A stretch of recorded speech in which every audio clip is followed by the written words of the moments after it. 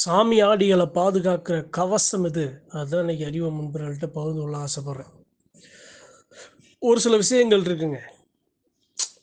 தெய்வத்தை பரிபூரணமாக நினச்சி உண்மையான வழியில் சத்தியமான வழியில் நிற்கிற பெருமக்களுக்கு அந்த தெய்வத்தோட கவசம் என்ன, எது அவர்களை காக்கும் அப்படிங்கிற ஒரு சில விஷயங்களை தான் இன்னைக்கு அறிவு முன்பர்களுக்கு உங்களுக்கு இது பயனளிக்கும். சாமியாடி பெருமக்களுக்கு மட்டுமல்ல, யாரெல்லாம் இது போன்று கஷ்டங்களில் சிக்கி தவிக்கிறீர்களோ அவர்களுக்கு இந்த கவசமானது உங்களுக்கு மிகவும் பயனுள்ளதாக அமையும். அதுதான் இன்னைக்கு ஒன்றொன்னா ஒரு சில விஷயங்களை அறிவு நண்பர்கள்ட்ட பகிர்ந்து கொள்ள ஆசைப்படுறேன். எல்லாத்துக்கும் முதன்மையானது என்ன தெரியுமா? விபூதி. நம்ம பூசுகிறோம்ல விபூதி, அந்த விபூதியோட மகத்துவத்தை நம்ம சாமியை கும்பிட்றோம், விபூதியை பூசுகிறோம் அப்படிங்கிற மாதிரி மட்டும் நாம் அதை நினச்சிடக்கூடாது. ஒரு உண்மையான நிகழ்வை சொல்கிறேன்.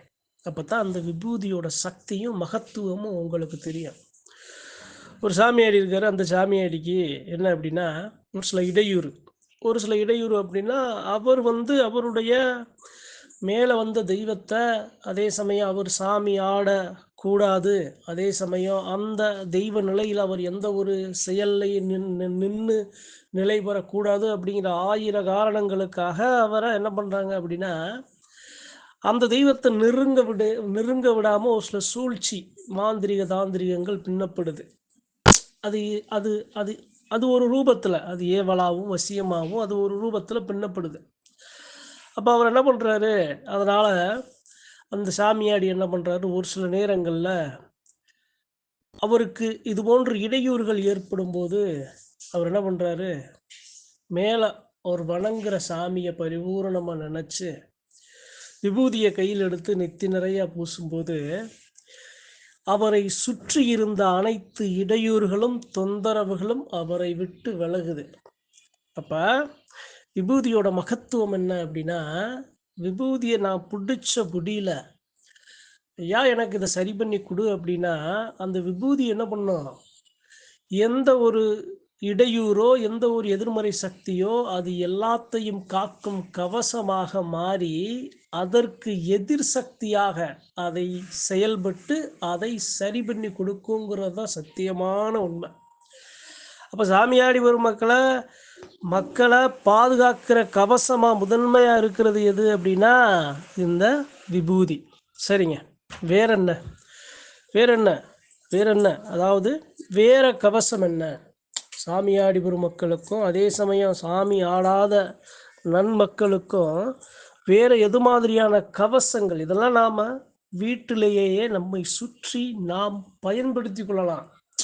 அங்கே இங்கே ஓடி நாம் அலைஞ்சு மன கஷ்டமடைஞ்சு மன உளைச்சலுக்கு ஆளாக வேண்டிய அவசியம் இல்லைங்கிறதுக்காக தான் நான் சொல்ல ஆசைப்படுறேன். நீங்கள் எதுவாக இருந்தாலும் அதில் நீங்கள் முதல்ல உங்களுக்கு முதல் உதவின்னு சொல்லுவாங்கள்ல, அந்த முதல் உதவி செய்கிற அந்த ஒரு மகத்துவமான ஒரு பொருள் தான் விபூதி. எடுத்து நெத்தி நிறையா உடல் நிறையா பூசினாலே உங்களை சுற்றி முதல்ல ஒரு பாதுகாப்பு கவசம் உருவாகும். ஆணாக இருந்தாலும் பெண்ணாக இருந்தாலும் முதியோர்களாக சிறியோர்களாக யாராக இருந்தாலும். சரிங்க, வேற என்ன அப்படின்னா எப்படி சொல்கிறது அப்படின்னா, ஒரு சில சாமியாடி பெருமக்கள் அணிகிற ஆபரணங்களும் ஒரு சில சாமியாடி பெருமக்கள் அணிகிற அணிகலன்களும் அவர்களுக்கு ஒரு சில சாமியாடி பெருமக்கள் போடுற அந்த வெற்றிலையும் அதே சமயம் இந்த வாவரிசி சொல்லுவாங்கள்ல அருள்வாக்கு சொல்கிற பெருமக்கள் போடுற அந்த வெற்றிலையும் அதே சமயம் ஒரு சில சாமியாடி பெருமக்கள் எடுக்கிற கொடுக்கிற அந்த குங்குமமும் மிகவும் சக்தி வாய்ந்ததாக அமையும். இதெல்லாம் இன்னைக்கு ஏன் சொல்கிறேன் அப்படின்னா, ஒரு சாமியாடியாக இருக்கீங்க அப்படின்னா நீங்கள் அந்த சாமி கொடுத்த உத்தரவுலையோ அல்லது நீங்கள் அந்த தெய்வத்தோட ஆபரணங்களை காப்போ கடுக்கணும் அல்லது காலு தண்டையோ கழுத்து மாலையோ நீங்கள் அணிஞ்சிருந்தீங்களா அதுவும் உங்களுக்கு பாதுகாப்பு கவசமாக இருக்கும். இப்போ எதுக்கு எத்தனை ருத்ராட்ச மாலையெல்லாம் ஏன் போடுறாங்க, என்ன காரணம்? ஏன் கடுக்கன் போடுறாங்க, ஏன் கையில் காப்பு அணிகிறாங்க? அந்த தெய்வத்தோட கவசத்தை ஏன் ஏற்கிறாங்க அப்படின்னா அந்த தெய்வம் இட்ட உத்தரவு, அதே சமயம் அந்த தெய்வத்துக்கு செய்யும் மரியாதை, அதே சமயம் அந்த தெய்வம் நம்முடன் நின்று நம்மை பாதுகாக்கும் கவசம். சரிங்க, இது இல்லாமல் வேற என்ன? நம்மளை பாதுகாக்கிற கவசம் ஒன்று விபூதி சொல்லிட்டீங்க, இன்னொன்று தெய்வத்தோட ஆபரணங்கள் அணிகலன்கள் உத்தரவோட நாம் அணிகிறது அப்படிங்கிறது சொல்லிட்டீங்க. மூணாவது என்ன அப்படின்னா, நம்மளுடைய உடலையும் மனசையும் அசுத்தப்படாம, எப்படி நம்மளுடைய உடல் அசுத்தப்படாம மனம் அசுத்தப்படாம நாம கடைப்பிடிக்கிற ஒரு சில தியானம், ஒரு சில வழிபாடு. இப்போ எப்படி சொல்கிறது அப்படின்னா, நான் மனசார நினைக்கிறேன், ஆனால் எனக்கு ஒரு சில குழப்பங்கள் வருது, என்னால் செயல்படுத்த முடியலை அப்படின்னு நான் என்ன பண்ணணும் அப்படின்னா, ஒரு நிமிடம் 2 நிமிடம் நான் வணங்குற சாமியை நினச்சி நான் அந்த தெய்வத்துக்கு இருக்கிற இடத்துல அந்த தெய்வத்தை பரிபூரணமாக நினச்சி 1 நிமிடம் 2 நிமிடம் 3 நிமிடம் நான் அந்த தெய்வத்திற்காக ஒரு தியானத்தை நான் எடுத்தேன் அப்படின்னா, அது என்னைய பாதுகாக்கும். என்னுடைய மனசை, என்னுடைய உடலை, என்னுடைய சுற்றி இருக்கும் சூழலை பாதுகாக்கும். அதனால் அதை தவறாமல் நம்ம செய்யணும். நம்மளை பாதுகாக்க என்னென்ன விஷயங்கள் இருக்கோ எல்லாத்தையும் நாம் செய்யணும். ஏன் அப்படின்னா, சாமி சாமி தொட்ட தேகம் பொதுவானது. சாமி தொட்ட தேகம் மக்களுக்கானது. சாமி தொட்ட தேகம் இந்த இயற்கைக்கானது. சாமி தொட்ட தேகம் தீய வினைகளுக்கு எதிரானது. அப்ப அந்த தேகத்தை பாதுகாக்கணும். தனி மனித உரிமையை விட அந்த தேகத்தால் பலன் அடைகிற பெருமக்கள் அதிகமாக இருப்பாங்க. அதுதான் சாமியாடிகளோட அந்த தேகத்தோட அந்த சாமியாடிகள் மேன்மையானவர்கள் சொல்ல காரணம் என்ன அப்படின்னா, அவர்கள் பொதுவான வாழ்க்கையில் பொதுவான அனைத்து மக்களுக்கும் நல்லதை அளிக்கக்கூடிய நன்மக்களாக மாற்றப்படுகிறார்கள் சாமி வந்த கணம். சரிங்க.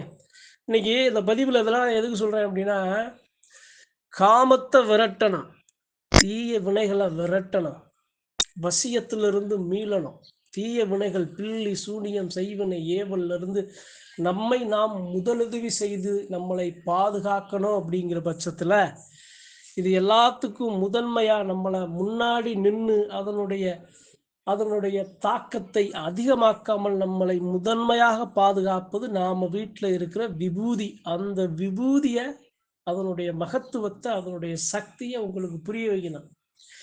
இன்னொன்று என்ன அப்படின்னா, விபூதி இருக்குது அப்படின்னா அந்த விபூதியை அந்த விபூதிக்கு பல முகம் இருக்குங்க. இப்போ நான் ஒரு விபூதியை பிடிச்சி தான் சாமியை அழைப்பாங்க.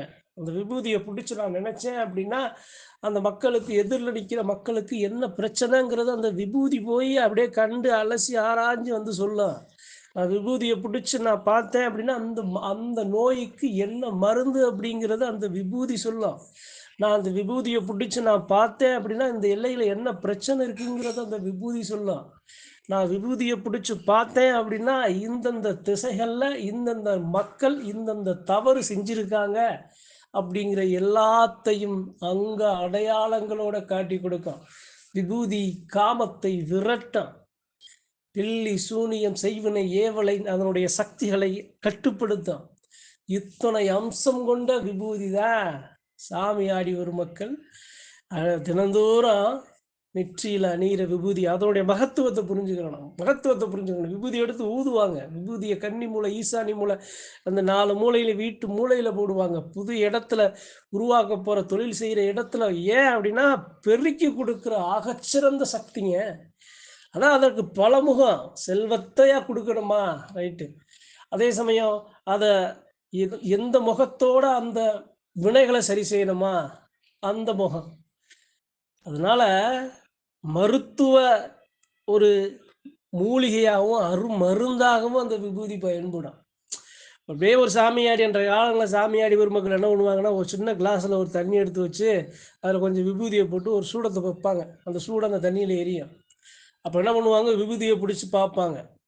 அப்போ அந்த நீரும் அந்த தண்ணியும் அந்த சூடமும் அந்த நெருப்பும் அவர்களுக்கு என்ன நடக்குது, என்ன நடந்தது, என்ன நடக்க போகிறது, எல்லையில் என்ன இருக்குது, எதிரில் உட்கார்ந்துருக்க மக்களுக்கு என்ன பிரச்சனைங்கிறது எல்லாத்தையும் ஒன்றொன்னா அவர்களுக்கு அது சொல்லி கொடுக்கும். அதை சரி பண்ணி கொடுக்க அத்தகைய சக்தி வாய்ந்த விஷயங்கள்லாம் எண்ணற்ற இருக்குது. அதனால் விபூதியோட மகத்துவத்தை புரிஞ்சுக்கோங்க. அணுதினமும் அந்த விபூதியை நல்லா எடுத்து நிறக்க அணிங்க. விபூதியை எப்படி சொல்கிறது அப்படின்னா, அந்த அந்த ஈசனா, அந்த முருகனா, வணங்கி அந்த அந்த தெய்வத்தா பரிபூரணமாக நினச்சி அந்த விபூதியை வணக்க எல்லா மக்களுக்கும் குடும்பத்தோடு அதனுடைய பயனை எல்லாரும் பயன்படுத்தணும், அதனுடைய சக்தியை மகத்துவத்தை புரிஞ்சுக்கணுங்கிறதுக்காக இன்னைக்கு இந்த பதிவு. நன்றி, வணக்கம். மற்றும் ஒரு பதிவில் சந்திப்போம்.